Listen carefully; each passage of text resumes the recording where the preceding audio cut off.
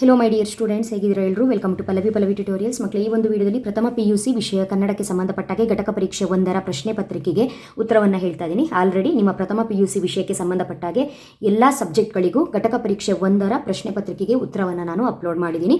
ವೀಡಿಯೋಸ್ಗಳನ್ನ watch ಮಾಡಿಲ್ಲ ಅಂತ ಹೇಳಿದ್ರೆ ವಾಚ್ ಮಾಡಿ. ಇಲ್ಲಿಗೆ ಪ್ರಥಮ PUCಯ ವಿಷಯಗಳು ಮುಗಿದಿದೆ. ನೆಕ್ಸ್ಟ್ ನಿಮಗೆ ಘಟಕ ಪರೀಕ್ಷೆ 2ಕ್ಕೆ ಸಂಬಂಧಪಟ್ಟಾಗೆ ಯಾವ ರೀತಿ ಪ್ರಶ್ನೆ ಪತ್ರಿಕೆ ಬಂದಿತ್ತು, ಅದಕ್ಕೆ ಉತ್ತರಗಳೇನು ಅನ್ನೋದನ್ನು ಹೇಳ್ತಾ ಇದ್ದೀನಿ. ಎಲ್ಲದಕ್ಕಿಂತ ಮುಖ್ಯವಾಗಿ ಘಟಕ ಪರೀಕ್ಷೆ ಎಷ್ಟು ಇಂಪಾರ್ಟೆಂಟ್ ಇರುತ್ತೋ ಅದೇ ರೀತಿ ನಿಮ್ಮ ವಾರ್ಷಿಕ ಪರೀಕ್ಷೆಯು ಕೂಡ ಇಂಪಾರ್ಟೆಂಟು. ವಾರ್ಷಿಕ ಪರೀಕ್ಷೆಗೆ ತಯಾರಿಯನ್ನು ನಡೆಸ್ತಾ ಇರುವಂತಹ ಸ್ಟೂಡೆಂಟ್ಸು ಘಟಕ ಪರೀಕ್ಷೆಯಲ್ಲಿ ಕೇಳಿರುವಂತಹ ಪ್ರಶ್ನೆಗಳು ಬಹುಮುಖ್ಯವಾಗಿರುತ್ತೆ ಅನ್ನೋದನ್ನು ನೆನಪಲ್ಲಿಟ್ಕೊಳ್ಳಿ. ಅದ್ರ ಜೊತೆಗೆ ಘಟಕ ಪರೀಕ್ಷೆಗೆ ಯಾವ ರೀತಿ ಪ್ರಶ್ನೆಗಳನ್ನ ತೆಗಿತಾ ಇದ್ದಾರೆ, ಹೇಗೆ ತೆಗಿತಾ ಇದ್ದಾರೆ, ಯಾವ ರೀತಿಯಾಗಿ ತೆಗಿತಾ ಇದ್ದಾರೆ, ಪ್ರಶ್ನೆಗಳು ಎಲ್ಲಿಂದ ಬರ್ತಾ ಇದೆ ಅನ್ನೋದ್ರ ಬಗ್ಗೆ ನಿಮಗೇನಾದರೂ ಡೌಟ್ ಇದ್ದರೆ ನನ್ನ ಚಾನಲಲ್ಲಿ ಈ ವರ್ಷ ನಿಮಗೆ 2026-27ನೇ ಸಾಲಿನ ಪ್ರಥಮ PUC ಫಸ್ಟ್ ಇಯರ್ ಸ್ಟೂಡೆಂಟ್ಸ್ಗೆ ಆರ್ಟ್ಸ್ ಆ್ಯಂಡ್ ಕಾಮರ್ಸ್ ಸ್ಟೂಡೆಂಟ್ಸ್ ಏನಿದೆ ನಿಮಗೆ ಚಾಪ್ಟರ್ ವೈಸ್ ಇಂಪಾರ್ಟೆಂಟ್ ಕ್ವಶನ್ಸ್ಗಳನ್ನು ಎಲ್ಲ ಸಬ್ಜೆಕ್ಟಲ್ಲೂ ಕೊಡ್ತಾ ಇದ್ದೀನಿ.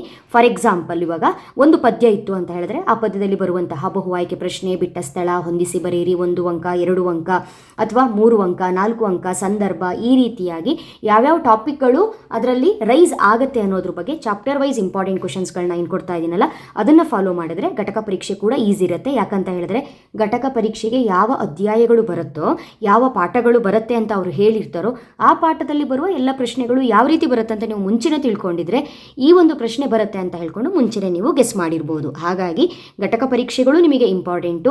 ಕಿರು ಪರೀಕ್ಷೆಗಳು ಏನು ನಡೆಯುತ್ತೆ ಟೆಸ್ಟ್ 40 ಮಾರ್ಕ್ಸಿಗೆ, ಅದು ಕೂಡ ಇಂಪಾರ್ಟೆಂಟು. ಮಿಡ್ ಟರ್ಮ್ ಎಕ್ಸಾಮ್ ಕೂಡ ಇಂಪಾರ್ಟೆಂಟು. ಇಷ್ಟು ವರ್ಷಗಳು ಘಟಕ ಪರೀಕ್ಷೆ ಅನ್ನೋ ಕಾನ್ಸೆಪ್ಟ್ ಇರಲಿಲ್ಲ. ಹಾಗಾಗಿ ಮಕ್ಕಳಿಗೆ ಡೈರೆಕ್ಟಾಗಿ ಆ್ಯನುವಲ್ ಎಕ್ಸಾಮ್ ಬರೆಯುವಾಗ ಟೆಸ್ಟ್ ಬರಿತಾ ಇದ್ರಿ, ಮಿಡ್ ಟರ್ಮ್ ಎಕ್ಸಾಮು ಕೂಡ ಬರಿತಾ ಇದ್ರಿ. ಬಟ್ ಆದರೆ ಕೂಡ ನಿಮ್ಮ ಎಕ್ಸಾಮ್ ಪ್ಯಾಟರ್ನಿಗೆ ಸಂಬಂಧಪಟ್ಟಾಗೆ ಈ ಬಹು ಆಯ್ಕೆ, ಬಿಟ್ಟ ಸ್ಥಳ, ಸಂದರ್ಭ ಯಾವ ರೀತಿ ಪ್ರಶ್ನೆ ಓದ್ಕೊಳ್ಬೇಕು ಅನ್ನೋ ಕನ್ಫ್ಯೂಷನ್ನಲ್ಲಿ ಮಕ್ಕಳಿದ್ರು. ಆದರೆ ಈ ವರ್ಷದಿಂದ ಈ LBA ಪ್ಯಾಟರ್ನ್ ಏನು ಸರ್ಕಾರದವ್ರು ತಂದಿದ್ದಾರೆ ಇದು ನಿಮಗೆ ತುಂಬಾ ಹೆಲ್ಪ್ಫುಲ್ ಆಗಿದೆ. ನಿಮಗೆ ಅನಿಸ್ಬೋದು ತಿಂಗಳಿಗೆ ಒಂದು ಟೆಸ್ಟು ಬರಿತಾ ಇರಬೇಕು, ಎಷ್ಟು ಎಕ್ಸಾಮ್ ಬರಿಬೇಕು ಅನ್ನೋ ಫೀಲಿಂಗಲ್ಲಿ ನೀವಿರ್ಬೋದು. ಆದರೆ ಒಂದು ತಿಳ್ಕೊಳ್ಳಿ, ಇದು ನಿಮಗೆ ಬೆಸ್ಟ್ ಪ್ರಾಕ್ಟೀಸು. ನೀವು ಇದನ್ನು ಕರೆಕ್ಟಾಗಿ ಪ್ರಾಕ್ಟೀಸ್ ಮಾಡಿಕೊಂಡು ಎಲ್ಲ ಟೆಸ್ಟ್ಗಳನ್ನ ನೀಟಾಗಿ ಸ್ಟಡಿ ಮಾಡ್ಕೊಂಡು ಓದ್ಕೊಂಡು ಹೋದರೆ ಆ್ಯನುವಲ್ ಎಕ್ಸಾಮಲ್ಲಿ ನಿಮಗೆ ಬೇಡ ಅಂದರೂ ಒಳ್ಳೆ ಮಾರ್ಕ್ಸ್ ಬರುತ್ತೆ.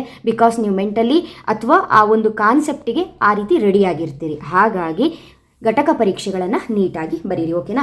ಸೊ ಘಟಕ ಪರೀಕ್ಷೆ ಆಗಿರ್ಬೋದು, ಟೆಸ್ಟಿಗೆ ಆಗಿರಬಹುದು, ಕೇಳುವಂಥ ಪ್ರಶ್ನೆಗಳು ಎಲ್ಲಿರುತ್ತೆ, ಬೋರ್ಡ್ ಅವರೇ ರಿಲೀಸ್ ಮಾಡಿರುವಂತಹ ಕ್ವಶನ್ ಬ್ಯಾಂಕಲ್ಲಿರುತ್ತೆ. ಆ ಕ್ವಶನ್ ಬ್ಯಾಂಕಲ್ಲಿ ಬರುವಂತಹ ಪ್ರಶ್ನೆಗಳು, ಅದಕ್ಕೆ ಉತ್ತರಗಳು ಎಲ್ಲಿ ಸಿಗುತ್ತೆ? ಪಲ್ಲವಿ ಟ್ಯುಟೋರಿಯಲಲ್ಲಿ ಸಿಗುತ್ತೆ.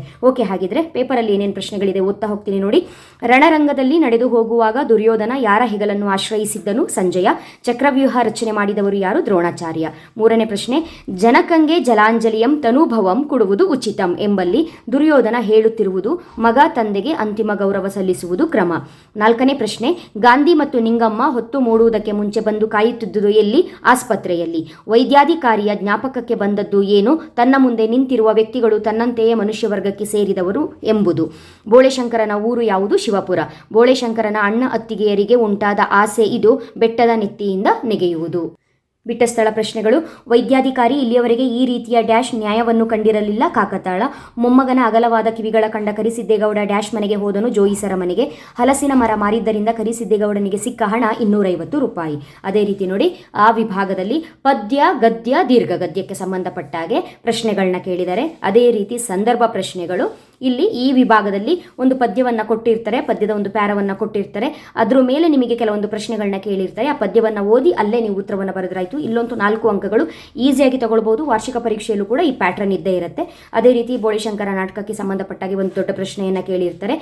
ವಿಭಾಗದಲ್ಲಿ ಭಾಷಾಭ್ಯಾಸ ಪ್ರಶ್ನೆಗಳು ಈ ರೀತಿ ಇದೆ.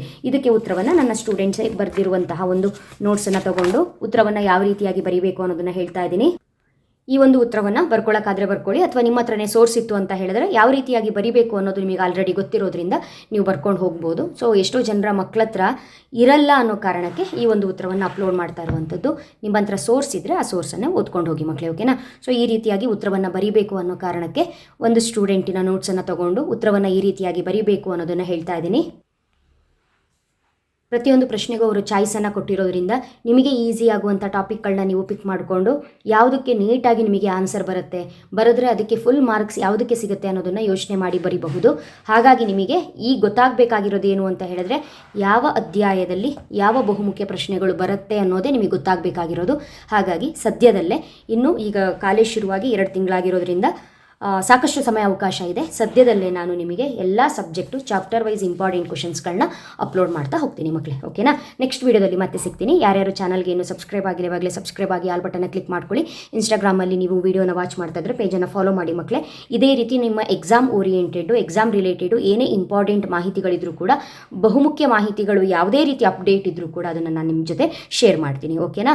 ಹಾಗಾದರೆ ನೆಕ್ಸ್ಟ್ ವೀಡಿಯೋದಲ್ಲಿ ಮತ್ತೆ ಸಿಗ್ತೀನಿ. ಅಲ್ಲಿವರೆಗೂ ಚೆನ್ನಾಗಿ ಪ್ರಿಪೇರ್ ಆಗಿ. Thank you. All the best.